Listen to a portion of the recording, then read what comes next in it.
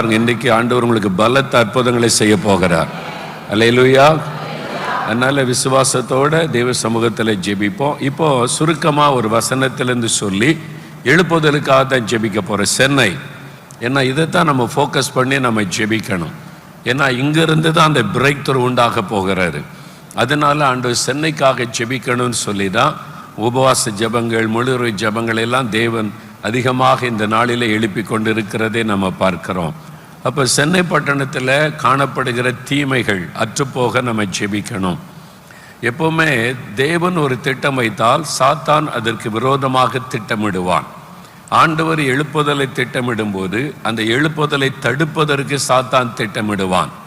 அப்போ சாத்தானுடைய திட்டத்தில் என்ன அவன் செய்ய முடியும் என்றால், ஒரு தேசத்தை தேவன் ஆசீர்வதிக்க சித்தம் கொள்ளும்போது அந்த ஆசீர்வாதத்தை தடுப்பதற்கு பாவத்தை அந்த தேசத்திலே பெருக பண்ணி சாபத்துக்குள் ஆக்கிவிட்டால் தேவனால் ஆசீர்வதிக்க முடியாது. ஏனென்றால் தேவன் நீதி உள்ளவர், அவர் நீதியின்படிதான் காரியத்தை செய்ய முடியும். அப்போ அந்த பாவத்தின் கிரியை அழிக்கப்பட்டால்தான் தேவன் தன்னுடைய திட்டத்தை நிறைவேற்ற முடியும்.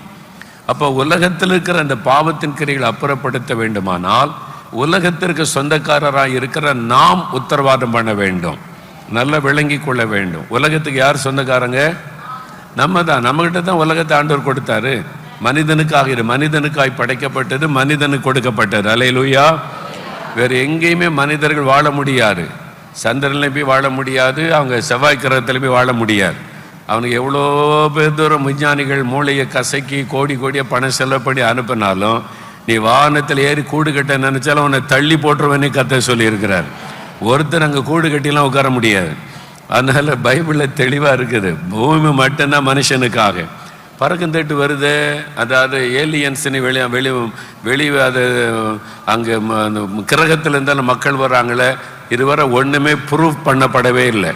எல்லாமே கற்பனை, எல்லாமே சொல்லப்படுகிற நம்பப்படுகிறது இருக்கலாம்னு சொல்லிதான். வேத வசனம்தான் உண்மை. அல்லேலூயா. வேறு எங்கு மனிதர்கள் வாழ முடியாது, பூமி மட்டும்தான் மனிதனுக்கு.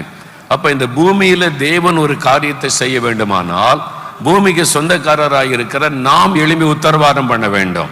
நம்ம உத்தரவாதம் பண்ணும்போது தான் தேவன் அதில் தலையிட முடியும். அல்லேலூயா சொல்லுங்க. போலீஸ் ஸ்டேஷன் போறீங்க, எங்கள் வீட்டுக்குள்ளே ஒருத்தன் வந்துட்டான், எங்கள் கேம்பஸில் ஒருத்தன் குடிசை போட்டு இருக்கிறான் எங்கள் கேம்பஸுக்குள்ளே, ஐயா நீங்கள் வந்து ஆக்ஷன் எடுங்கன்னா போலீஸ்கார் முதல்ல என்ன சொல்லுவார்? எழுதி கொடுங்க, கம்ப்ளைண்ட் கொடுங்க சொல்லுவார், சொல்ல மாட்டாரா? கம்ப்ளைண்ட் எழுதி கொடுத்தாதான் நான் ஆக்ஷன் எடுக்க முடியும், சும்மா வந்து எடுக்க முடியாது. கம்ப்ளைண்ட் எழுதி கொடுக்கணும். இல்லைன்னா நீதிபதி கேட்பார், நீ எப்படி போன, அவன் கம்ப்ளைண்ட் பண்ணாங்களா? கம்ப்ளைண்ட் பண்ணாட்டா நீ இதுக்கு தலையிடுற. அதே மாதிரி தான் நம்ம ஆண்டவர்கிட்ட போய் அது காரியத்தை பிரேயர் மூலமா சொல்லும்போது தேவன் அதில் தலையிட முடியும். அவன் வந்து கேட்கலாம், நீ எதுக்கு வந்த, நீ போலீஸ்காரனை கேட்டா அவங்க கம்ப்ளைண்ட் கொடுத்துருக்காங்க, அவங்களுக்கு உரிமை இருக்குது, நான் ஆக்ஷன் எடுப்பேன். அதே மாதிரி தான் ஆண்டவரும், இந்த பூமி மனுஷருக்கு சொந்தம், அவங்க கம்ப்ளைண்ட் பண்றாங்க, நான் தலையிடுவேன். அப்படிதான் சாத்தானை அவர் அடிச்சு சாத்தானுடைய கிரியைகளை அழிக்க முடியும். அதனாலதான் நம்முடைய ஜெபத்தை எதிர்பார்க்கிறார். நம்ம ஜெபிக்காம அவர் செயல்பட முடியுமானால் நம்ம எதுக்கு ஜெபிக்க வைக்கணும்? எதுக்கு ராத்திரிலாம் ஜெபிக்க வைக்கணும்? அதனால நல்லா விளங்கி கொள்ள வேண்டும், நம்முடைய ஜெபத்தை வைத்து தான் தேவன் பூமியிலே ஒரு காரியத்தை செய்ய முடியும். அதனால தான் நம்முடைய ஜெபத்தை அவர் எதிர்பார்க்கிறார். அல்லேலூயா. அதனால நம்ம கருதை உணர்ந்து கொண்டே ஜெபிக்கணும். அப்போ எல்லாத்துக்குமே பைபிள் ஆன்சர் இருக்கிறாரு. அப்போ சென்னையிலேருந்து ஒரு எழுப்புதல் வரும். சென்னை பட்டணம் எழுப்புதலுக்காக தேவன் தெரிந்து கொண்ட பட்டணம்னு சொல்லும் பொழுது நீங்கள் நல்லா யோசிக்கணும், எப்படி சென்னைன்னு சொல்கிறீங்க? பல காரியத்தை நீங்கள் யோசிக்க வேண்டும். அதில் ஒன்று, தோமாவை தேவன் இந்தியாவுக்கு அனுப்பின போது அவர் கேரளாவில் இறங்கி ஊழியம் செய்து அங்கே ஆலயங்களை கட்டி கன்னியாகுமரி மாவட்டத்தில் ஊழியம் செய்திருக்கிறார். கன்னியாகுமரியில் அவர் கட்டின ஆலயம் இப்பவும் இருக்கிறது. திருவிதாங்கோடு என்கிற இடத்துக்கு போனீங்கன்னா உலகத்திலேயே பழமையான ஆலயம், அங்கே உலகத்திலேயே பழமையான ஆலயம், தோமாவினால் கட்டப்பட்ட ஆலயம் நம்முடைய தமிழ்நாட்டில் தான் இருக்குது. அல்லேலூயா சொல்லுங்க. திருவிதாங்கோடு என்ற இடத்துல இருக்க தோமா கட்டின ஆலயம் இருக்கிறது. அதுக்கு பேர் அரைப்பள்ளி அப்படின்னு சொல்லுவாங்க. என்னன்னா ஹிஸ்டரி சொல்லுகிறது, பாதி வரைக்கும் அவர் கட்டி இருக்கிறார். அதுக்கப்புறம் ஆண்டவர் அவரை சென்னைக்கு வர சொன்னதுனால கடல் மார்க்கமாக சென்னைக்கு வந்திருக்கிறார். ஏன்னா வேற எந்த மாவட்டத்துக்கும் போனதாக சரித்திர குறிப்புகள் இல்லை. தோமா வந்தது, அவர் தமிழ்நாட்டில் 2 இடங்கள் தான், கன்னியாகுமரி மாவட்டம், அப்புறம் சென்னை. அதுதான் அவருடைய ஹிஸ்டரி குறிப்புகளில் இருக்கிறது. ஆனால் அவர் கட்டின ஆலயம். அப்பொழுது ராஜாக்கள் உதவி செய்திருக்கிறாங்க தோமாவிற்கு.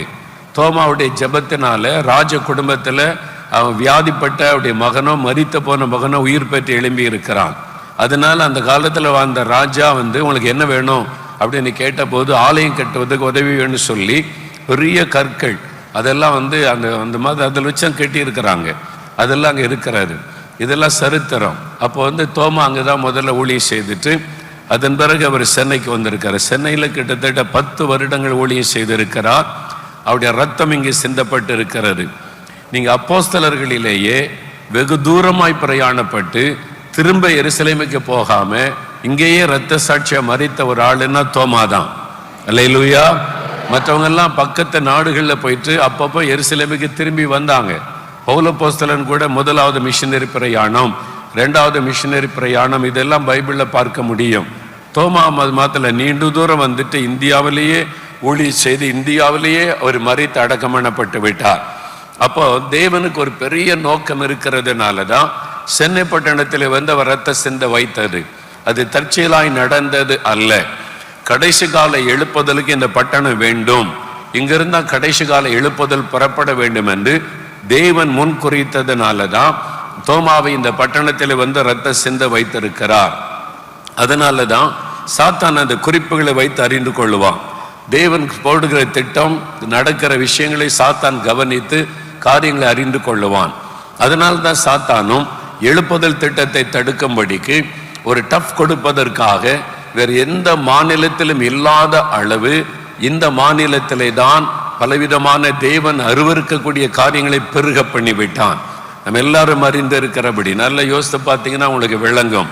மற்ற மாநிலத்தோடு ஒப்பிட்டு பார்த்தீங்கன்னா இப்போ ஆண்டவரும் பிசாசோடு கூட டஃப் கொடுத்து உன்னால் இதானே செய்ய முடியும், நான் செய்கிற என் பிள்ளைகளை எழுப்புறேன், உன்னை அடித்து உன்னை காலின்களை மிதித்து போடுகிற சேனையை எழுப்புகிறேன் என்று இந்தியாவிலேயே அதிகமாக ஜெபிக்கக்கூடிய மக்களை இங்கே தான் கர்த்தர் எழுப்பி இருக்கிறார். அல்லேலூயா. நல்லா இது ஒரு ஆவிக்குரிய போராட்டம். இது தேவனுக்கு சாத்தானுக்கு நடக்கிற யுத்தத்தில் சாத்தான் பொல்லாத மனிதர்களை பயன்படுத்துகிறான், அசுத்த ஆவிகளை பயன்படுத்துகிறான். கர்த்தர் நம்மை பயன்படுத்துகிறார், சபையை பயன்படுத்துகிறார். அல்லேலூயா. சபை இதை விளங்கி கொள்ள வேண்டும். சும்மா ஒரு பாட்டு பாடிட்டு 6 நடத்திட்டு போறதுக்கு சர்ச்சு கிடையாது. தேவனுடைய ராஜ்யத்தை கட்டுவதற்கு தான் சபை. அப்ப தேவனுடைய ராஜ்யத்தை கட்டணுமானா தேவனுடைய ராஜ்யத்திற்கு விரோதி யாரு? சாத்தான். அவனை எதிர்த்து அவனுடைய கிரியைகளை அழித்து தேவனுடைய ராஜ்யத்தை பரவ செய்கிறது தான் சபை. இந்த தரிசனம் ஒரு சபைக்கு இல்லாட்டா அந்த சபை வளராது. அதனால நம்ம சபைகள் அந்த தரிசனம் பெற்று எழும்பணும். ஊழியர்களும் ஊழியங்களும் இந்த தரிசனத்தோடு செயல்பட்டாதான் தேவனுடைய திட்டம் பூமியிலே நிறைவேற முடியும். அதனால தான் இந்த கடைசி காலத்தில் தேவன் நம்மை அழைத்து எழுப்புதல் காரியத்தை நம்மோடு பேசி விளங்க பண்ணி ஜெபிக்க வைக்கிறார். அப்ப சென்னை பட்டணம் எழுப்புதலுக்காய் தெரிந்து கொள்ளப்பட்ட பட்டணம். நீங்க இந்த பட்டணத்தில் இருக்கீங்கன்னா நீங்க எழுப்புதலுக்காய் தெரிந்து கொள்ளப்பட்டவர்கள். அல்லேலூயா. அதனால நான் ஒரு மொழி நேர ஊழியக்காரன் கிடையாது, நான் பாஸ்டர் கிடையாது, நான் சுவிசேஷன் கிடையாது, இதெல்லாம் சொல்ல முடியாது. நீங்க ஸ்டூடெண்டா இருந்தாலும் நீங்க எழுப்புதல் ஸ்டூடெண்ட். அல்லேலூயா. நீங்க வேலை பார்த்தாலும் எழுப்புதலுக்காக தெரிந்து கொள்ளப்பட்டவர்கள். பிஸ்னஸ்மேனா இருந்தாலும் எழுப்புதலுக்காய் தெரிந்து கொள்ளப்பட்டவர்கள். இல்லை நான் வீட்டில் சமையல் பண்ணி குடும்பத்தை கவனிக்கிறேன், குடும்பஸ்திரியா நீங்க ஏதாவது அந்த மாதிரி எதுவும் வேலை செய்யாம வீட்டை கவனித்து கொண்டிருந்தால் நீங்களும் எழுப்புதலுக்காய் தெரிந்து கொள்ளப்பட்டவர்கள்.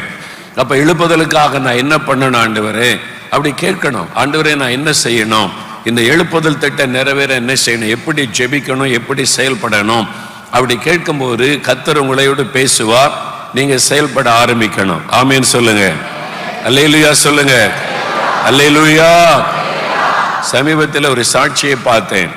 ஒரு குடும்பத்தார், கிறிஸ்தவர் அல்லாத குடும்பம், இந்துக்கள், எவ்வளோ பக்தியா அங்கங்க தெய்வ வணக்கம் செய்தவர்கள். அதில் ஒரு வாலிப மகள், அந்த அவங்க அப்பா இறந்து போயிடுவாங்க, இனி பிழைக்கிறது கஷ்டம் அப்படின்ற நிலைமையில் அவங்க இயேசுவை தேடி நம்ம ஜெபிக்கலாம் நிகழ்ச்சியை பார்த்து இயேசு சுகம் கொடுத்துட்டார். அந்த குடும்பமே ரட்சிக்கப்பட்டு இப்போ சபைக்கு போகிறாங்க, ஞானஸ்தானம் எடுத்துட்டாங்க. அந்த அந்த அந்த வாலிப மகள் சொல்கிற, ஸ்கூலில் படிக்கிற வாலிப மகள், எங்க அப்பாவுக்கு சுகம் கொடுத்த பிறகுதான் இப்படி ஒரு கடவுளா, நாங்கள் எத்தனையோ கடவுளை தேடி தேடி அலைஞ்சோம், ஒருத்தர் எங்களுக்கு பதில் சொல்லலை. ஆனா இந்த கடவுள் காசே செலவு இல்லாம இலவசமா சுகம் கொடுத்துட்டாரேன்னு இயேசுவை பற்றி அறிந்து கொண்டேன். இப்ப நான் ஜெபிக்கிறேன், தேசத்துக்காக ஜெபிக்கிறேன். இப்பதான் ரட்சிக்கப்பட்டு 1 வருஷம் கூட ஆகல. அவங்க ஜெபம் பண்ணா, இயேசு கிறிஸ்து என்கிட்ட பேசுகிறார், பேசக்கூடிய தெய்வம் இயேசு. அந்த மகள் சொல்ற, ஒரு வாலிப மகள், இப்பதான் ரட்சிக்கப்பட்ட மகள் சொல்லுகிறான், பேசக்கூடிய தெய்வம் இயேசு, வேற எந்த தெய்வம் பேசினதே இல்லை, நான் எத்தனையோ தெய்வத்தை கும்பிட்டு பார்த்தேன்னு சொல்லி அவர் என்கிட்ட பேசுகிறார், நான் ஜெபிக்கிறதுக்கு பதில் தருகிறார், எனக்கு தெளிவா நடத்துகிறார். எவ்வளவு அருமையான அனுபவம். உங்ககிட்ட இயேசு பேசி இருக்கிறாரா? சில சோம்பேறி ஊழியக்காரங்க சொல்லி கொடுத்ததே மனசுல கடவுள் பேச மாட்டாரு, கர்த்தர் பேச மாட்டாரு, அது அவர் மனுஷரை கர்த்தரை யாரும் பார்க்க முடியாது, மனுஷரில் ஒருவனை கண்டதில்லை, ஒரு வசனத்தை வச்சுக்கிட்டு பேச முடியாது அப்படின்னு சில சோம்பேறி ஊழியர்கள் சொல்லி கொடுக்கிறார். இதெல்லாம் நம்பாதங்க, தயவு செய்து அறிந்து கொள்ள. இப்ப நல்லா இந்துவா இருந்தேன், விக்கிரத்தை வணங்கணும், நீங்க என்ன சொன்னீங்க, கிறிஸ்தவங்க அது வாயிருந்தும் பேசாது, கண் இருந்தும் பார்க்காது அப்படி சொல்லி, அதனால இயேசு கிட்ட வாங்க அப்படின்னு தான் கூப்பிடுறீங்க. இங்க வந்தா இயேசு பேச மாட்டாருன்னு சொன்னா அப்ப அங்கே இருந்திருப்போம்ல. இயேசு பேச மாட்டாருன்னு எதுக்கு எங்களை கூப்பிட்டீங்க? அது பேசாது பார்க்காது, இங்க வாங்க, இவர் தான் பேசக்கூடிய ஆண்டவர் சொல்லிட்டு இயேசு பேசுறாருன்னா அவர் பேச மாட்டாராம். இந்த ஊழியக்காரன் என்ன பண்றது? இந்த மாதிரி ஆட்கள் பிரசங்கத்தை கேட்டு உங்களை கெடுத்துக் கொள்ளாதுங்க. அவர் பேசுகிற ஆண்டவர், அல்லேலூயா, அனுதினமும் பேசுவார், அவர் தான் ஆண்டவர், அல்லேலூயா சொல்லுங்க. அப்ப அனுதினமும் பேசுகிற ஆண்டவர். இப்ப வர்ற இந்துக்கள் சாட்சி கொடுக்கிறாங்க, பேசுறாரு, எனக்கு அழகா நடத்துகிறார், எனக்கு ஜெபிக்க சொல்லுகிறார். ஒருத்தர் சொல்றாரு, இந்துவா இருந்து இப்பதான் ரட்சிக்கப்பட்டு வந்திருக்கிறாருங்க, சில மாதங்கள் தான் ஆகுது. அவர் சொல்றாரு, நான் 2 மணி நேரம் ஜெபம் பண்றேன், ஆரம்பத்துல இந்த நீங்க சொன்ன வசனத்தை வச்சு ஜெபிச்ச, இப்போ நான் என்ன ஜெபிக்கணும் அவர் சொல்ல சொல்ல நான் ஜெபம் பண்றேன். எவ்வளவு ஒரு அனுபவம் உங்களுக்கு இருக்குதா? பரம்பரை கிறிஸ்தவங்களா இருக்கிறீங்களே, நம்ம எங்க போய் நிக்க போறோம்? கொஞ்சம் நம்ம மாறணும், அடுத்த ஸ்டெப்புக்குள்ள வரணும். ஆவிக்குரிய அனுபவத்துல குழந்தைகளாவே இருக்கக்கூடாது. ஒன்னு பார்த்துக்கூட, ஆண்டவரே எனக்கும் இந்த அனுபவம் வேணும், எனக்கு இந்த அனுபவம் தாருன்னு கேட்கணும். அதனால எழுப்புதல் திட்டத்தில் என்னை பயன்படுத்துங்க அப்படின்னு கேட்கணும். உற்சாகப்படுத்துவதற்கு தான் அதை சொல்லுகிறேன். இன்னும் அப்படியே ஒரு தவளை கிறிஸ்தவங்களா இருக்கக்கூடாது. இந்த கிணத்துக்குள்ள கிடக்கிற தவளை மாதிரி இதான் உலகம், இதுதான் எல்லாமே. வெளியில நீங்க வெளியே வந்து பாருங்க, பெரிய உலகம் முழுவதிலும் தேவன் எழுப்புதலுக்காய் பெரிய காரியங்களை செய்து கொண்டிருக்கிறார். அல்லேலூயா. ஆமா, உலகம் முழுவதிலுமே வரப்போகிற எழுப்புதலுக்காய் தேவன் பெரிய காரியை செய்கிறார். நல்லா அறிந்து கொள்ளுங்க, வெகு சீக்கிரத்தில் எழுப்புதல் வரப்போகிறது. அப்ப அந்த எழுப்புதல் வந்தா முழு உலகமும் சந்திக்கப்படும். அப்ப இயேசு வந்து விடுவார். அப்ப சபை ஆயத்தம் ஆகிறோம், அப்ப இயேசு வந்து விடுவார். நான் யோசித்து பார்த்த ஒரு நாள், என்ன ஆண்டவரே, நாங்க இத்தனையோ வருஷமா ஜெபிக்கிறோம், தோமா சுவிசேஷம் சொல்லி 2000 வருஷம் ஆனாலும் நாங்க இவ்வளவுதான் இந்தியாவிலே கிறிஸ்தவ இயேசுவை விசுவாசிக்கிறோம், பெருங்கூட்டம் இன்னும் விசுவாசிக்கல, இப்படிதானே இருக்குது. அப்படியே எழுப்புதல் வந்தாலும் உலகம் முழுதும் பரவுறதுக்கு எவ்வளவு காலம் ஆகும் அப்படிலாம் மனசுல நினைச்சு ஒரு நாள் ஜெபம் பண்ணேன். ஆண்டவர் சொன்னார், அப்போ பதில் கொடுத்தார், கொரோனா வந்துச்சு இல்ல? ஆமா. எப்போ வந்துச்சு? 2019. இந்தியாவுக்கு எப்போ வந்துச்சு? 2020 மார்ச்சில் தான் ஃபர்ஸ்ட் லாக்டவுன் ஆரம்பிச்சது இந்தியாவில். ஆமா, இது ஆரம்பிச்சு ஒரு 3-4 மாசத்துல இந்தியாவுக்குள்ள வந்துச்சு. அதுக்கப்புறம் 2 மாசத்துக்குள்ள உலகம் முழுதும் பரவிச்சு. உலகம் முழுதும் லாக்டவுன், 205 நாடுகளுக்கு மேல கொரோனா உலகம் முழுதும் பரவ எவ்வளவு இருக்கு? 6 மாசத்துக்குள்ள உலகத்தையே முடக்கி போட்டு விட்டது ஒரு கொள்ள நோய். ஆண்டவர் சொன்னார், மனிதனால ஒரு லேபில் உருவாக்கப்பட்ட ஒரு கொள்ள நோய் வைரஸுக்கு உலகத்தையே முடக்கி போடுகிற ஒரு 6 மாசத்துக்குள்ள உலகத்தையே முடக்கிற வல்லமை இருந்தா என் ஆவியானவருக்கு எவ்வளவு பெரிய வல்லமை இருக்கும். அல்லேலூயா. ஆவியானவர் ஊற்றப்பட்டு எழுப்புதல் அக்னி போடப்பட்ட உடனே வெகு வேகமாய் உலகம் முழுவதும் பரவிவிடும், அசைவு உண்டாகிவிடும், பெரிய பெரிய மாற்றத்தை ஆவியானவர் உண்டாக்கி விடுவார். அதன் பிறகு ரொம்ப காலம் செல்லாது. அப்படியே நீங்க நம்ம நினைக்கிற மாதிரி அல்ல, தேவனுடைய திட்டம் வித்தியாசமானது. அல்லேலூயா. அப்போஸ்தலர் 2ஆம் அதிகாரத்துல தான் ஆவியானவர் ஊற்றப்படுகிறார். அப்போஸ்தலர் 9ஆம் அதிகாரம் வருவதற்குள்ள தேசமே மாற்றப்பட்டு விட்டாரு. அவ்வளவுதான். அப்படின்ற நேரத்துக்குள்ள மாற்றத்தை உண்டாக்கி சில வருஷங்கள் தான் அப்படியே ஆண்டவர் மாற்றத்தை உண்டாக்கி விடுவார். அதனால எழுப்புதல் காலம் ரொம்ப, ஆண்டவருடைய வருகை மிக மிக மிக சமீபம். அதுக்கு முன்னால் இந்த எழுப்புதல் வந்தாக வேண்டும். சாத்தானுக்கு இந்த எழுப்புதல் தான் பயம். இந்த எழுப்புதல் வந்துட்டா உலகமே மறுரூபமாயிருமே, தேவன் பக்கம் இயேசுவின் பக்கம் எல்லாரும் போயிருவாங்களே, அதுதான் அவனுடைய பயமே. அதனால எழுப்புதல் இல்லை என்று சொல்லி அவன் பேசி அதை மடங்கடிக்க பார்க்கிறான். எழுப்புதலுக்கு விரோதமாய் பல திட்டங்களை பிசாசு தீவிரமாய் செய்கிறான். அதனால பைபிளை வச்சு பிரசங்கம் பண்ணுகிற ஊழியர்களையே எழுப்புதலுக்கு விரோதமாய் சாத்தான் பேச வைக்கிறான். அப்புறம் மக்கள் நம்புவாங்கன்னு சொல்லி வசனத்துக்கு தவறான விளக்கம் கொடுக்கிற ஊழியர்களையும் கள்ள போதகர்கள், பைபிள் இருக்கு கள்ள போதகர்கள், கள்ள தீர்க்கதரிசிகளை எழுப்பி அவன் தன்னுடைய திட்டத்தை நிறைவேற்ற பார்க்கிறான். நாம் இந்த காலத்துல ரொம்ப விழிப்பாக, அதனாலதான் நம்ம ஜாக்கிரதையா எழுப்புதலுக்காக தீவிரமாய் ஜெபிக்கணும், செயல்பட வேண்டும். சாத்தான் தீவிரமாய் கிரியை செய்து கொண்டிருக்கிறதை பார்க்கிறோம். அவன் எவ்வளவு பலமாய் கிரியை செய்தாலே எழுப்புதலை அவனால தடுக்கவே முடியாது. அல்லேலூயா, ஆமென். எழுப்புதலுக்கு விரோதமாய் எத்தனை அவன் அரசாங்கத்தை எழுப்பினாலும், அதிகாரிகளை எழுப்பினாலும், பொருளாதார மத தீவிரவாதிகள் அமைப்புகளை எழுப்பினாலும், ஆவியானுடைய வல்லமைக்கு முன்பாக ஒருவரும் இருக்க முடியாது. எழுப்புதலுக்கு நீ போடப்பட்ட உடனே வேக வேக வேகமாய் ஆவியானுடைய கிரியைகளை பார்க்க முடியும். ஆனா அதுக்கு முன்னால செய்ய வேண்டிய ஆயத்தம், அதுதான் நம்முடைய ஜெபம். தேவன் ஒரு திட்டத்தை நிறைவேற்றுவதற்கு ஜெபம் பூரணப்பட வேண்டும். நீங்க நல்லா தானியேல் 9 அதிகாரம் வாசித்தால், தானியேல் பார்க்கிறார் 70 வருஷம் கடந்து விட்டாரு. பாபிலோனின் அடிமைத்தனத்துல இன்னும் இஸ்ரவேலர் இருக்கிறாங்க. 70 வருஷம் கடந்து விட்டாரு. உடனே அவர் பார்க்கிறார், 70 வருஷம் தானே அப்படின்னு தீர்க்க தரிசனம் சொல்லப்பட்டது. அதை ஆராய்ந்து பார்க்க எரேமியா தீர்க்க தரிசன புஸ்தகத்தை ஆராய்கிறார். நீங்கள் தானியேல் 9 அதிகாரம் வாசித்து பாருங்க. 70 வருடங்கள் தான் அடிமைத்தனம் என்று எரேமியா தீர்க்கதரிசியினால் உரைக்கப்பட்டதை தானியேல் அறிந்து கொள்ளுகிறார். அறிந்த உடனே கேள்வி, 70 வருஷம் ஆகிப்போச்சே, ஏன் விடுதலை கிடைக்கல, ஏன் எங்க ஜனம் திரும்பி போகல, ஏன் எருசலேம் மறுபடியும் கட்டப்படுகிற காரியம், என் ஜனம் அடிமைத்தனத்தில் இருக்கிறாங்க. தானியேல் அதற்காக தேவ சமூகத்தில் போன போது ஆண்டவர் என்ன உணர்த்தினார், தானியேலே தீர்க்க தரிசனம் நிறைவேறுவதற்கு ஜெபம் பண்ண வேண்டும். ஜெபங்கள் பரலோகத்துக்கு வராததுனால தீர்க்க தரிசனம் கூட தாமதிக்கிறது, தடைப்படுகிறது. உடனே தானியேல் உபவாசம் பண்ணி, நீங்க அது வாசித்து பாருங்க, உபவாசம் பண்ணி ரெட்டிலும் சாம்பலிலும் உட்கார்ந்து தேவனுடைய முகத்தை தேட ஆரம்பிக்கிறார். அப்படி தேடும் ஒரு பாவ அறிக்கை ஜெபம் தான் பண்ணுகிறார். முதலாவது சொல்றார், தன்னுடைய பாவம், தன் ஜனத்தின் பாவத்தை அறிக்கை செய்து தன்னை தன் ஜனத்தோடு இணைத்து கொண்டு பாவ அறிக்கை செய்து ஜெபிக்கிறதை நீங்கள் பார்க்க முடியும். அந்த ஜெபத்துக்கு தேவன் நீண்ட ஒரு ஜெபம், என்னை கேளும் ஆண்டவரே, தீவிரமாக நீர் பதில் தாரும், என்னை தாமதிக்கிறது என்ன, மன்னியும் ஆண்டவரே கதறுகிறார். அதன் பிறகு உடனே தேவ தூதனை கர்த்தர் அனுப்புகிறார். ஜெபத்திற்கு பதில் கொடுக்க முடியாது. தானியேல் ஜெபிக்கிறான், போய் பாருங்கள் பதில் கொடுங்கள் என்று. தானியேலுக்கு வயசான காலம், வாலிப வயசுல தானியேல் பாபிலோனுக்கு வந்தார். 70 வருஷம் கடந்து விட்டாரு. அப்ப 87 வயசாவது இருக்கும் தானியேலுக்கு. அந்த வயசுல உபவாசம் பண்ணி சாம்பல்ல உட்கார்ந்து அழுது ஜெபிக்கிறார். ஏன்னா இனிமே இவர் அந்த தேசத்துக்கு திரும்பி போக போவதில்லை. பாத்தீங்களா, அது சுயநலமற்ற ஒரு ஜெபம். வயசாகி போச்சு, இனிமே நான் இஸ்ரவேலுக்கு திரும்பி போக முடியாது, என் ஜனம் திரும்பி போகட்டும், என் மக்கள் போய் அங்கே வாழட்டும், ஆசீர்வதிக்கப்படட்டும் என்று தீர்க்க தரிசனத்தை வைத்தவர் ஜெபிக்கிறார். இந்த மாதிரி ஜெபத்தை தேவன் எதிர்பார்க்கிறார். நம்ம ஜெபிக்கிறதை வைத்துதான் பூமியிலே தேவன் ஒரு காரியத்தை செய்ய முடியும். அந்த ஜெபம் நிறைவாக வேண்டும். எந்த ஒரு காரியத்திற்கும் பரலோகம் ஒரு காரியத்தை நியமித்திருக்கிறார். அது பரலோகத்தினுடைய திட்டம், பரலோகத்தின் தேவனுடைய திட்டம். அதை யாரும் மாற்ற முடியாது, தேவனும் அதை மாற்றுவது இல்லை. நம்முடைய ஜெபம் பூரணமாக வேண்டும். ஒரு பாவம் பூரணமாகும் போது தேவனுடைய நியாயத்தீர்ப்பு வெளிப்படுகிறது என்று வேதத்திலே பார்க்கிறோம். அதே மாதிரி நம்முடைய ஜெபம் பூரணமாகும் போதுதான் தேவனுடைய அந்த திட்டம் நிறைவேறுவதை பார்க்க முடியும். அதனால்தான் ஒரு காரியத்துக்காக பெற்றுக்கொள்ளும் வரைக்கும் நாம் ஜெபிக்க வேண்டியது அவசியம்.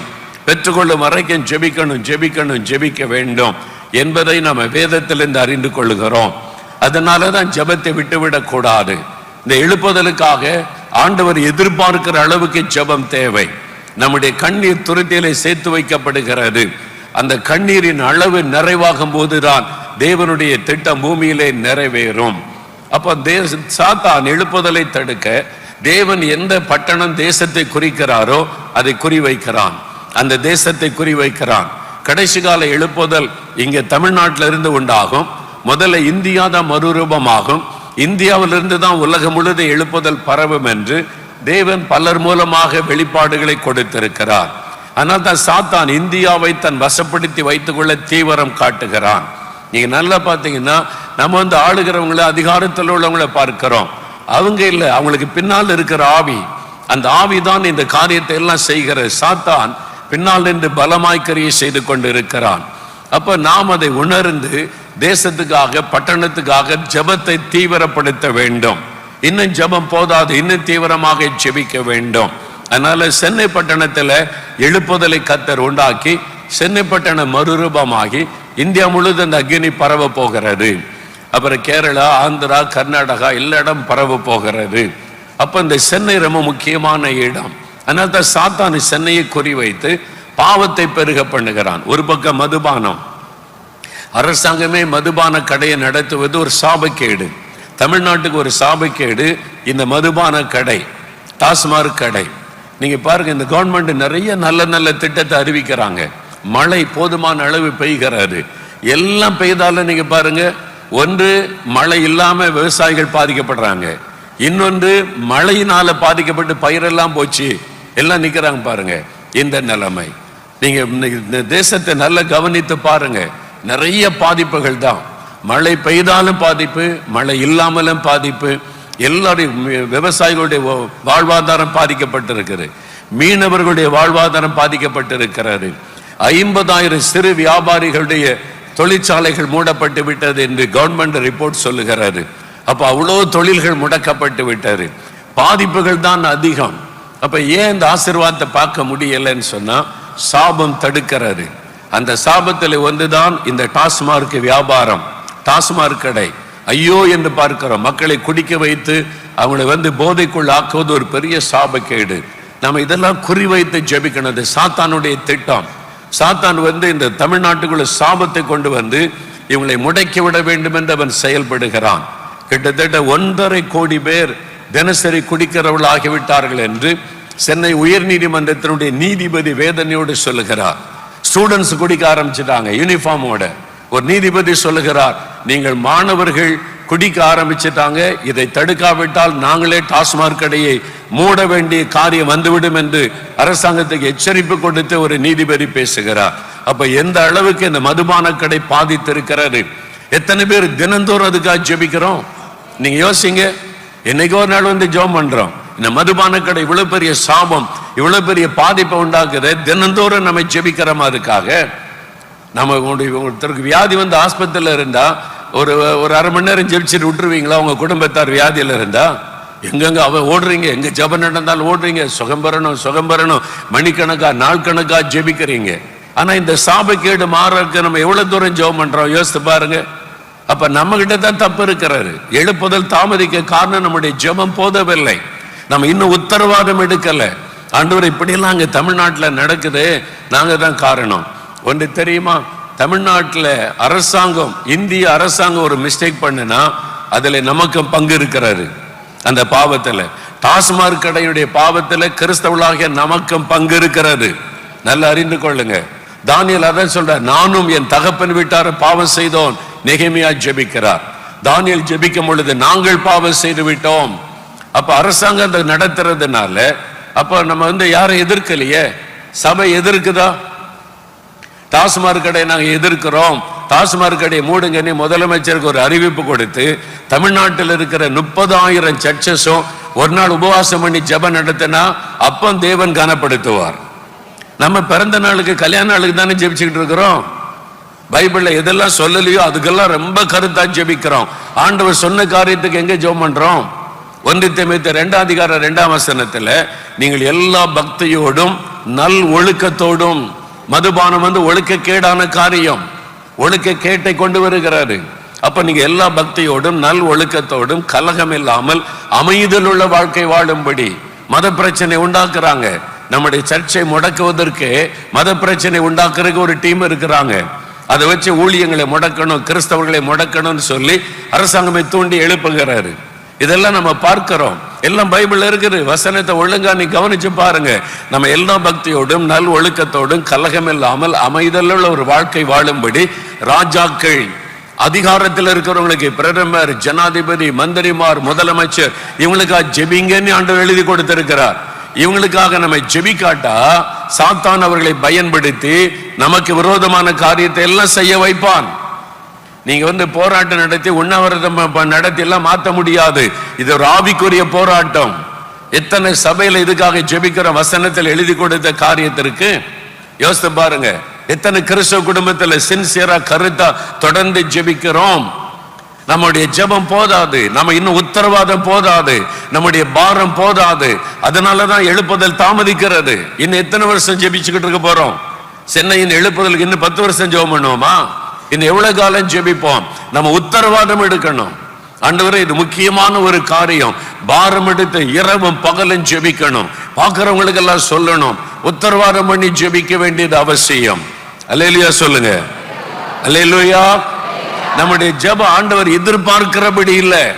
அதான் நம்முடைய பிரச்சனையே. அதனால நம்ம இன்னும் கொஞ்சம் உத்தரவாதம் எடுத்து இந்த எழுப்புதலை குறித்த தரிசனத்தோடு நம்ம ஜெபிக்க வேண்டும். அதனால பாருங்க, ஒரு பக்கம் தமிழ்நாட்டில் அரசாங்கமே மதுபான கடையை திறந்து 1.5 கோடி பேர் தினசரி குடிகாரங்க தமிழ்நாட்டில் ஆண்கள். அப்போ 1.5 கோடி குடும்பங்கள் பாழாகிறது. மக்கள் குடிச்சு குடிச்சு குடிச்சு போதையில் இருக்கிறாங்க. மேல மத்திய சர்க்கார் எடுத்துக்கொண்டா போதை அந்த மருந்துகள் அதெல்லாம் பிடிக்கிறாங்க. எல்லாத்தையும் விட்டுட்டாங்க. குடவுல இருந்த போதை மருந்தை காணவில்லை. நியூஸ்ல போட்டு போட்டு பேசுறாங்க. இத்தனை லட்சம் கோடி மதிப்புள்ள போதை பொருளை காணவில்லை. எங்க போச்சு? இந்தியாவுக்குள்ள விற்பனை பண்றாங்க. கிராமம் வரைக்கும் வந்து விட்டாரு. அரசாங்கத்துக்கு தெரியாம இல்ல. அப்ப என்ன அர்த்தம்? அரசாங்கமே அனுமதிக்கிறது என்பதாக நியூஸ்கள்ல பேசுறாங்கல்ல. அதுக்கு என்ன காரியம்? மக்களை போதையில வைத்து விட்டால் எதை குறித்து சிந்திக்க மாட்டான். குடிகாரனை பாருங்க, எதை குறித்து யோசிக்க மாட்டான். மனைவி பிள்ளைகள் அவங்களை காப்பாற்றணும் சிந்த கூட அவனுக்கு இருக்காது. அவனுக்கு பணம் கிடைச்சா குடிக்கணும், அவ்வளவுதான். அரசாங்கம் எப்படி இருந்தாலும் அதை பற்றி கவலை கிடையாது. ஓட்டு போடுற காசு வாங்கிட்டு ஓட்டு போடுவான். ஏன்னா அவனு போய் சாராயம் குடிச்சா போதும். இதே நிலைமை தான் இந்தியாவில் இதே போதை மருந்துகளை பரவ செய்து இந்தியா தள்ளாடுகிறது. ஒரு பெரிய ஹெட்டிங்ல நியூஸ் பேப்பர்ல பயங்கரமான செய்தி தெரியுமா உங்களுக்கு? இந்தியா தள்ளாடுகிறது. போதை மருந்துகள் அவ்வளவு சேல் பண்றாங்க. ஸ்கூல் வரைக்கும் வந்து விட்டாரு. பிள்ளைகளுக்காக போதை வைத்து சாக்லேட் தயாரிக்கிறாங்க, கேக்கு தயாரிக்கிறாங்க, ஐஸ்கிரீம் தயாரிக்கிறாங்க. பிள்ளைகள் எல்லாரையும் போதைக்குள்ளாக்குவது இது அந்தி கிறிஸ்துவுடைய திட்டம். இது பிசாசனுடைய திட்டம். மக்களை போதையில வைத்து விட்டால் அரசாட்சி பண்றவங்க மக்களை ஏமாத்தி ஆட்சி பண்ணலாம். இதுக்குதான் இந்த மாதிரி காரியத்தை செய்கிறார்கள். இதெல்லாம் நம்ம தேவ பிள்ளைகள் கவனிக்கணும். வெறும் சுயநலமா நமக்காகவே ஜெபிச்சு ஜெபிச்சு வாழ்ந்து அதனாலதான் தேவனால முழுமையா கிரியை செய்ய முடியவில்லை. நாட்டுல என்ன நடக்குன்னு கொஞ்சம் எட்டி பார்க்கணும். அல்லேலூயா சொல்லுங்க. அதனால செய்தித்தாள் வாசிக்கணும், ஒரு நியூஸ் பார்க்கணும், நாட்டுல என்ன நடக்குன்னு தெரிந்து கொள்ளணும். இதை வைத்து நம்ம ஜெபிக்க வேண்டும். அப்போ நம்ம ரொம்ப கருத்தை என்ன, சாத்தான் இந்தியாவை குறி வைக்கிறான். எழுப்புதல் வந்துடக்கூடாது. அதுக்கு தான் பிசாசு குறி வைக்கிறான். அதுக்கு தான் நம்முடைய சபைகள் தாக்கப்படுகிறது. சபைக்கு விரோதமான பல காரியம் செய்யப்படுகிறது. பயமுறுத்துகிறான். நம்ம பயப்படாம எழும்பணும். அல்லேலூயா சொல்லுங்க. அல்லேலூயா.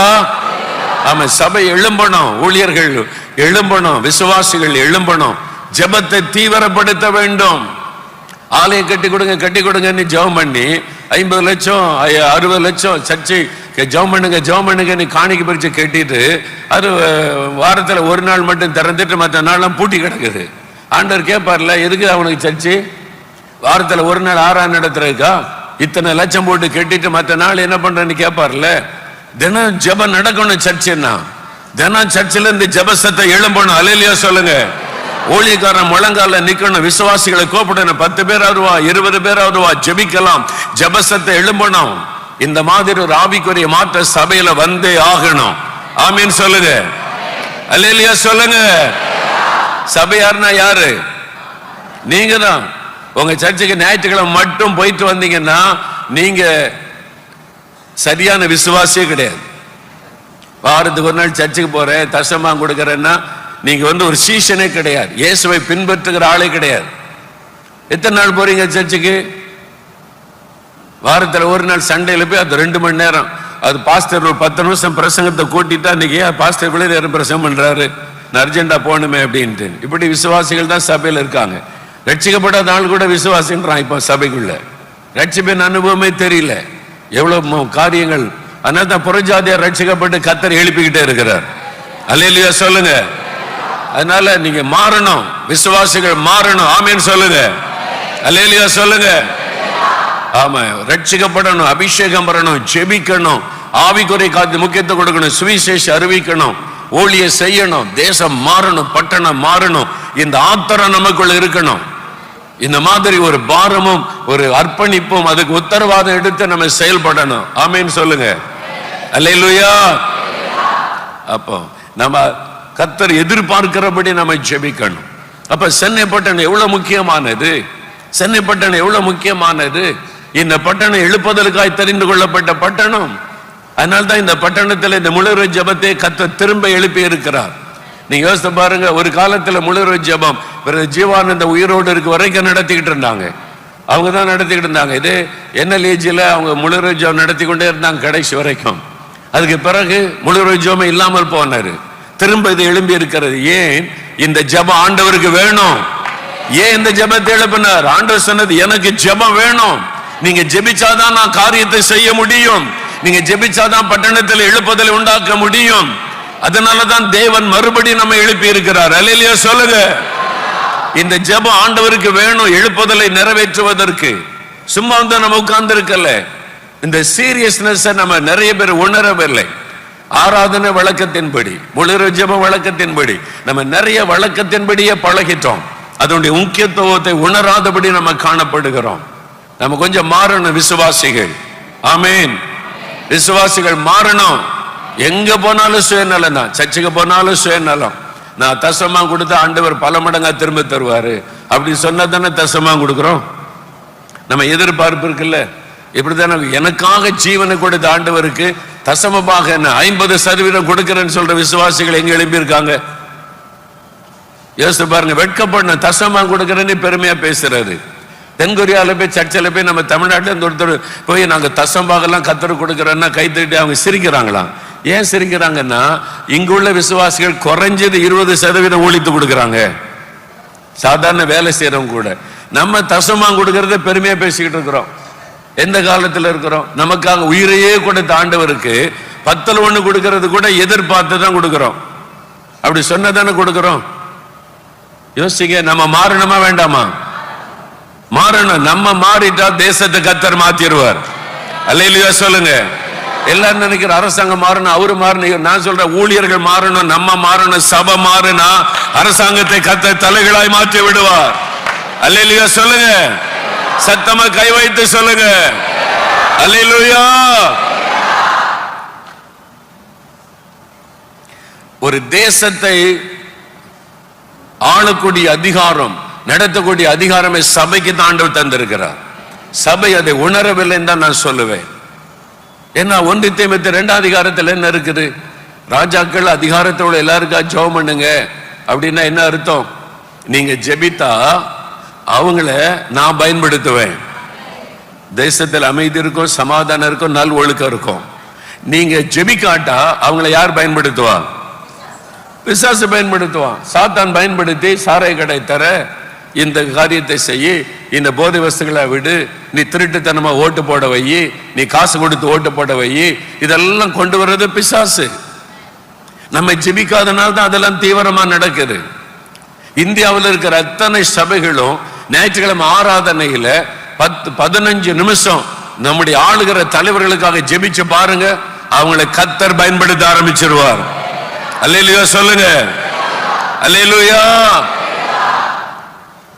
ஏன்னா ரட்சிக்கும் அபிஷேகம் பெற்ற தாவீதை பிசாசு பயன்படுத்திட்டான். பைபிள் இருக்குல்ல. அப்ப அபிஷேகம் பெற்ற தாவீதையே ஒரு தேசத்துக்கு விரோதமா அவன் பயன்படுத்தும் போது ரட்சிக்கப்படாத ஆளை எவ்வளவு சுலபமா பயன்படுத்த முடியும்? அதனால்தான் ஆண்டவர் சொல்றார், நீங்க ஜெபிங்க ஜெபிங்க ஜெபிங்க. இந்த உத்தரவாதமே நம்ம எடுப்பதில்லை. நம்ம அரசியல்வாதிகளை குறை சொல்றதும், சூழ்நிலை பார்த்து குறை சொல்லுவதும், நம்ம சுயநலமாய் ஜெபிக்கிறதிலுமே அதிக கவனம் செலுத்துகிறோம். ஊழியக்காரனா இருந்தாலும் ஏன் ஊழியம், என் ஊழியத்துக்கு வருமானம், என் ஊழியத்துக்கு காணிக்க, என் ஊழியத்துக்கான ஆட்கள், இதுல தானே நான் கவனம் செலுத்துறேன். தேசம் ரட்சிக்கப்படணும், எழுப்புதல், அதுக்கு என்ன செய்யணும் என்பதில் நான் கவனம் செலுத்துகிறேன்னா நம்ம யோசிக்கணும். அப்ப இந்த நாள்ல இப்போ சில காரியத்துக்கு ஜெபிக்க போறோம். சென்னை பட்டணம் எழுப்புதலுக்கு ரொம்ப முக்கியமான பட்டணம். இந்த பட்டணத்தில் இருக்கிறவங்க உத்தரவாதம் பண்ணாட்டா நீங்க பாவம் செய்கிறவர்கள். நல்லா அறிந்து கொள்ளுங்க. நீங்க இந்த பட்டணத்துக்காக உத்தரவாதம் எடுத்து எழுப்புதலுக்காக ஜெபிக்காவிட்டால் அதுவே ஒரு பாவம். ஆமென், அல்லேலூயா. சரி, இப்ப ஆண்டவர் சொல்லுகிறார், 2 வசனத்தை வாசித்து ஜெபிக்க போகிறோம். லூக்கா 12:49 வசனம் பாருங்க. எழுப்புதலை குறித்து ஆண்டவர் சென்னை பட்டணத்துக்காக நம்ம பாவத்தை அறிக்கை செய்து கண்ணீரோடு ஜெபம் பண்ணினோம். சென்னை பட்டணத்தை ஆண்டவர் கழுவி சுத்தம் பண்ணணும். என்ன பாவம் பெருகி கொண்டிருக்கிறது. எழுப்புதலுக்கு விரோதமாய் சாத்தான் பாவத்தை பெருக பண்ணுகிறான். நம்ம கருத்தா ஜெபிக்கிறோம். இப்போ லூக்கா 12:49 பூமியின் மேல் அக்கினியை போட வந்தேன், அது இப்பொழுதே பற்றி எரிய வேண்டும் என்று விரும்புகிறேன். இயேசுடைய விருப்பம். இது என்ன அக்கினி? பரிசுத்தாவின் அக்கினி. இது எழுப்புதல் அக்கினி. இந்த அக்கினி போடப்பட்டதா? அப்போஸ்தலர் 2:3 பரிசு பெந்தெகோஸ்தே நாளில் ஆவியானவர் ஊற்றப்பட்ட போது அக்கினிமயமான நாவுகள் போல வந்து இறங்கி அவங்க மேல அமர்ந்தது. அவங்க எல்லாம் பரிசுத்தாவினால் நிரப்பப்பட்டார்கள். இந்த காரியம் சொல்லப்பட்டதை நம்ம அங்கே பார்க்கிறோம். இந்த அபிஷேகம் வந்த உடனே ஜனங்கள்லாம் ஆச்சரியமா பார்க்கிறாங்க.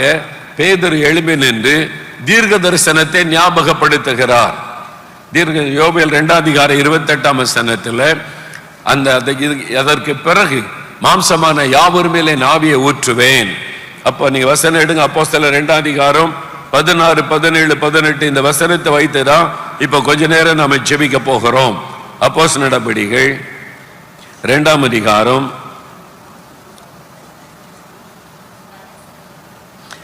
நான் வாசிக்கிறேன்.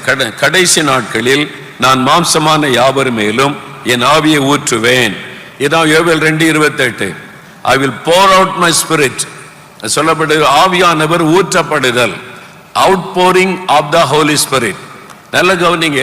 எழுப்புதல் என்பது மனிதனால் உண்டாக்கவே முடியாது. எந்த ஊழியக்காரனை எழுப்புதலை உண்டாக்க முடியாது. எழுப்புதலுக்காக ஜெபிக்கலாம். எழுப்புதலை மனிதன் ஊழியக்காரன் உண்டாக்க முடியாது. எழுப்புதலை உண்டாக்குகிறவர் ஆவியானவர். அல்லேலூயா. ஆவியானவர் ஊற்றப்படுதல், அதான் எழுப்புதல். outpouring of the Holy Spirit. ஆவியானவர் ஊற்றப்படுவது. அது ஒரு அருவிலிருந்து தண்ணி விழுந்தா எப்படி இருக்கும் அந்த மாதிரி. இப்ப நம்ம அபிஷேகம் பெற்றிருக்கிறோமே, அந்நிய பாஷையெல்லாம் பேசுறோமே, அது ஒரு ட்ரிஸ்லிங், ஒரு மழை பெய்யுது இல்ல, அந்த மழையில நனைகிற மாதிரி. அதுதான் இப்ப நம்ம பேசுற அந்நிய பாஷை அபிஷேகம். ஆனா கடைசி கால அந்த ஆவியானவர் ஊற்றப்படுதல் என்பது end time outpouring of the Holy Spirit என்பது குற்றால அருவியில போய் குளிச்சிருக்கீங்களா? அருவியில குளிச்ச அனுபவம் இருக்கிற கை வைத்துங்க பார்ப்போம். நிறைய பேருக்கு இருக்கு. அப்போ மழையில சாதாரண மழையில நனை இருக்கும், அருவியில தண்ணியில போய் நிக்கிறதுக்கு வித்தியாசம் தெரியுதா? தெரியுது. நல்ல நிறைய இருக்குது. அப்போ அருவியில ஊற்றப்படுற மாதிரி ஆவியானவர் தமிழ்நாட்டில் ஊற்றப்பட்டா எப்படி இருக்கும்? அந்த ஆசையே இல்லையா உங்களுக்கு? இருக்குதா இல்லையா? ஆவியானவர் ஊற்றப்பட அவுட்போரிங் ஆஃப் த ஹோலி ஸ்பிரிட். ஆவியானவர் ஊற்றப்படுவது தான் எழுப்புதல் என்பது. அப்ப சென்னை பட்டணத்தில் ஆவியானவர் ஊற்றப்படணும். இப்ப சபையில நம்ம ஆவியில நிரம்புறோம், அது அல்ல. இது ஒரு சின்ன அனுபவம், அவ்வளவுதான். தேவன் கடைசி காலத்துக்கு வைத்திருக்கிற அபிஷேகம் வித்தியாசமானது. அந்த அபிஷேகம் ஆவியானவர் ஊற்றப்படுவது, அதான் எழுப்புதல். அதுக்கு தான் இப்ப நம்ம ஜெபித்து கொண்டு இருக்கிறோம். நீங்க விளங்கி கொள்ளுங்க. இல்ல இப்பவே ஆவியானவர் இருக்கிறார்ல, அந்நிய பாஷை பேசுறமே, வரங்கள்லாம் வெளிப்படுதே இருக்கலாம். ஆனா கடைசி காலத்துக்கு என்று தேவன் வைத்திருக்கிற அபிஷேகம் வித்தியாசமானது. அது எப்படி சொல்றீங்க அப்படின்னா, நீங்க இந்த பேதுரு சொல்றதை கவனிங்க. கடைசி நாட்களில் மாம்சமான யாவர் மேல் என் ஆவியை ஊற்றுவேன், அப்பொழுது குமாரரும் குமாரத்திகளும் தீர்க்க தரிசனம் சொல்லுவார்கள். இந்த குமாரர் குமாரத்திகள் யாரு? உங்க வீட்டில் இருக்கிற வாலிப பெண் பிள்ளைகளோ வாலிப தம்பி அது கிடையாது. அடுத்த பகுதி சொல்லப்படும், உங்கள் வாலிபர்கள் தரிசனங்களை அடைவார்கள். வாலிபர்களுக்கு தனியா சொல்லி இருக்குது. அப்ப குமாரர் குமாரத்தின்னா யாரு? சிறு பிள்ளைகள், ஸ்கூல்ல படிக்கிற சின்ன பிள்ளைகள். அல்லேலூயா சொல்லுங்க. அல்லேலூயா. எத்தனை பேர் வீட்டுல சின்ன பிள்ளைகள், ஸ்கூல்ல படிக்கிற பிள்ளைகள் இருக்காங்க? கை வைத்துங்க. எழுப்பதல்ல, அவங்கள தேவன் பயன்படுத்துவேன், அவங்க மேல ஆவியை ஊற்றுவேன்னு சொல்லியிருக்காரு. அவங்கள ஏன் கூட்டிட்டு வரல? அவங்கள கூட்டிட்டு வரணும் இல்ல? சின்ன பிள்ளை. நாங்க 4 மாடல இந்த 7 வாரம் உபவாசம் வச்சதுல எனக்கு ரொம்ப ஆச்சரியம் என்னன்னா, 5 வயசு பிள்ளைங்க 6 வயசு பிள்ளைங்கள்லாம் ராத்திரி முழுதும் உட்கார்ந்து ஜெபிச்சாங்க. சின்ன குட்டி பிள்ளைகள்லாம் பார்த்தா குடும்ப ஃபேமிலியா குட்டி பிள்ளைகள்லாம் கூட்டு வந்திருந்தாங்க. நிறைய சின்ன பிள்ளைகள் எல்லாம் சின்சியரா ஜெபிக்குதுங்க. அவங்க மேல ஆவியானவர் ஊற்றப்படுகிறார். அடுத்த மாசம் ஒரு முறை வீட்டில் இருக்கிற குட்டி குறுமல் சொல்லுவாங்கல்ல, சின்ன குட்டி பிள்ளை எல்லாத்தையும் கூட்டிட்டு வரணும். ஆமீன் சொல்லுங்க. பாதி வரைக்கும் இருக்கட்டும், மீதி நேரம் தூங்கட்டும், பரவாயில்ல, ஆண்டவருடைய பிரசன்னத்தில் இருக்கட்டுமே. பிள்ளைகளை நிரப்பட்டு ஆவியானவர் எவ்வளவு நேரம் முழிச்சிருக்க முடியுமோ இருக்கட்டும், அப்புறம் தூங்கட்டும், போகும்போது தூக்கிட்டு போங்க. அப்புறம் ஆமீன் சொல்லுங்க. பிள்ளைகளை எங்க கூட்டு போறீங்க? எழுப்புதலுக்கா ஜெபிக்க கூட்டு போறேன். பிள்ளைகிட்ட சொல்லுங்க, பிள்ளைகளுக்கு நீ வாக்குத்தத்தம் இருக்கிற ஆவியானவர் ஊற்றுவேன்னு சொல்லியிருக்காரு, அவங்களை ஊட்டிட்டு வந்திருக்கிறீங்க. ஆமா, நம்ம கொஞ்சம் வசனத்துக்கு நேரா திரும்பணும். அல்லேலூயா. சரி, குமாரரும் குமாரத்தின் தீர்க்க தரிசனம் உரைப்பார். உங்க வாலிபர்கள் தரிசனங்களை அடைவார்கள். இப்ப வாலிபர்களுடைய தரிசனம் என்ன? எல்லாருக்கும் இந்த செல்போன்ல யூடியூபரா மாறுறது. சப்ஸ்கிரைப் பண்ணுங்க, பாருங்க, உடனே லைக்ஸ் போடுங்க. இதுதான். இந்த ஆட்களை ஆண்டவர் தேசத்தை குறித்த தரிசனம் உள்ளவர்களாய் மாற்ற போகிறார். ஆவியானவர் ஊற்றப்பட்டவங்களுக்கு ஆத்ம தரிசனம் வரும், தேசத்தை குறித்த தரிசனம் வரும். அல்லேலூயா. அதுக்கு தான் ஜெபிக்கணும் ஆவியானவர் ஊற்றப்படும் போது. அடுத்தது மூப்பர்கள், எல்டர்ஸ், வீட்டில் இருக்கிற வயசானவங்க, பெரியவங்க, அவங்க சொப்பனங்களை காண்பார்கள். அடுத்த வசனம் பாருங்க, என்னுடைய ஊழியக்காரர் மேலும் என்னுடைய ஊழியக்காரிகள் மேலும் என் ஆவியை. நல்லா யோசிங்க, ஒரு ஊழியக்காரன் ஊழியக்காரியா வரும்போதே அவங்க அபிஷேகம் பெற்றிருக்காங்களா இல்லையா? அபிஷேகம் பெற்றவங்க தானே ஊழியக்காரங்க. ஆவியில நிரப்பப்பட்டு அபிஷேகம் பெற்றுதான் ஊழியத்துக்கு வர்றாங்க. அபிஷேகம் பெற்றுதான் ஊழியக்காரிக. இங்க ஆண்டவர் சொல்றாரு, என் ஊழியக்காரர் மேலும் ஊழியக்காரிகள் மேலும் என் ஆவியை ஊற்றுவேன்னு என்ன அர்த்தம்? அவங்க ஏற்கனவே அபிஷேகம் பெற்று தானே ஊழியராயிருக்காங்க. அப்ப என்ன அர்த்தம்? இது கடைசி காலத்துக்கான ஸ்பெஷல் அனாயிண்டிங், கடைசி காலத்துக்கான விசேஷ அபிஷேகம் ஊற்றப்பட போகிறது. அப்ப ஊழியர்களுக்கு அந்த அபிஷேகம் வேணும், ஊழியக்காரிகளுக்கும் அந்த அபிஷேகம் வேண்டும். இது கடைசி காலத்துக்கு என்று கொடுக்கப்படுகிற ஒரு அபிஷேகம். ஆமீன். அப்ப இந்த அபிஷேகம் ஊற்றப்படுறதுக்கு நாம் ஜெபிக்கணும். ஆவியானவர் ஊற்றப்பட்டுதான் எழுப்புதல். சரி, இப்போ இந்த நம்ம 4 காரியத்துக்கு ஜெபிக்க போறோம். நல்ல இந்த வசனத்தை வைத்து, முதலாவது ஆவியானவர் ஊற்றப்படணும், அதுக்கு தான் ஜெபிக்க போறோம். யார் மேல முதல்ல ஊற்றணும்? குமாரரும் குமாரத்திகள். இந்த குமாரர் குமாரத்திகளை எங்க போய் படிக்கிறாங்க? ஸ்கூல்ல.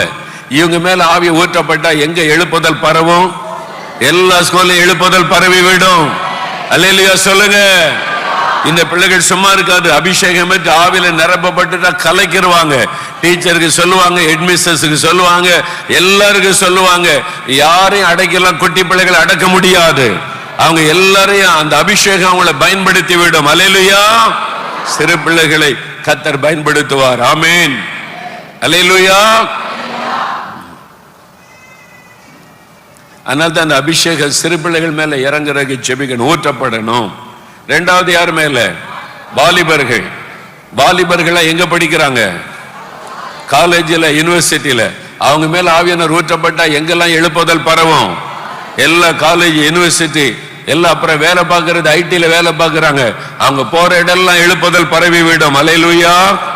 அடுத்தது மூப்பர்கள், எல்டர்ஸ், பெரியவங்க, தாய் தகப்பன், வயசானவங்க, தாத்தா பாட்டி, எல்லார் மேல ஆவியானவர் ஊற்றப்பட போகிறார். அல்லேலூயா. 4வது ஊழியக்காரர்கள் ஊழியக்காரிகள். இந்த கடைசி கால அபிஷேகம் ஊற்றப்படணும். அந்த அபிஷேகம் இறங்கினாதான் ஒரு பெரிய எழுப்புதல் பரவ முடியும். இந்த 4 காரியங்களை முன்வைத்து, ஆண்டவரே உம்முடைய ஆவியை ஊற்றுங்க, எங்க எல்லார் மேல ஊற்றுங்க. அவுட்போரிங் ஆஃப் த ஹோலி ஸ்பிரிட். தீர்க்க தரிசனம் நிறைவேறட்டும், யோவேல் தீர்க்க தரிசனம் நிறைவேறட்டும். நீங்க ஊற்றுங்க ஊற்றுங்கன்னு நம்ம கருத்தா ஜெபிக்கணும். அக்கினியை போடுங்க.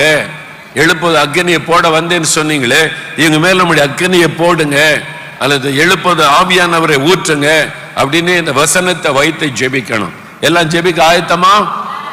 எல்லாம் எழுந்துருங்க, வேகமா எழுந்துருங்க. உங்களால ரொம்ப நேரம் எளிமை உட்கார நிக்க முடியாட்டா உட்கார்ந்து கொள்ளுங்க, தப்பு இல்லை, உட்கார்ந்தே ஜெபிக்கலாம். எழுந்து நிற்க முடியலன்னா உட்கார்ந்து கொள்ளுங்க, உட்கார்ந்தே ஜெபிக்கலாம். இப்போ சில நிமிட நேரம் ஆனா கருத்தா ஜெபிச்சிடணும். முதலாவது ஜெபிக்க போகிறோம், ஆண்டவரே கடைசி நாட்களில் மாம்சமான யாவர் மேல் என் ஆவியை ஊற்றுவேன்னு சொன்னீங்களே, ஊற்றுங்க. Outpouring of the Holy Spirit, பரிசுத்த ஆவியை ஊற்றுங்க. வெள்ளம் போல ஊற்றப்படணும் தமிழ்நாட்டு மேல, சென்னை மேல. சென்னையை குறிவைங்க. எல்லா வலதுகரம் வைத்து சென்னையில் ஆவியானவர் ஊற்றப்படணும், ஊற்றப்படணும். அக்னியை போடணும், அக்னியை போடணும். எல்லாம் வாய் திறந்து சொல்லுங்க, ஆண்டவரே அக்னியை போட வந்தேன்னு சொன்னீங்களே, சென்னை பட்டணத்தில் அக்னியை போடுங்க, அக்னியை போடுங்க. எழுப்புதல் அக்னியை போடுங்க, பரிசுத்தாவின் அக்னியை போடுங்க. எல்லாம் ஜெபிங்க, ஜெபிங்க, ஜெபிங்க. வானத்துக்கு நேராக வர வலதுகரத்தை உயர்த்தி, பரலோகத்தின் தேவனே அக்னியை போட வந்தேன் என்று சொன்ன இயேசுவே, தமிழ்நாட்டில் அக்னியை போடுங்க. சென்னை பட்டணத்தில் அக்னியை போடணும் ஆண்டவரே. பின்மாறி காலத்தை மழைக்காக வேண்டுகிறோம்.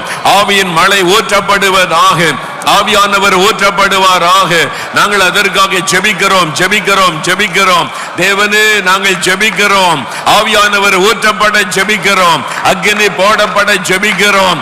ஆவியானவர் ஊற்றப்படுவாராக, அக்னி போடப்படுவதாக.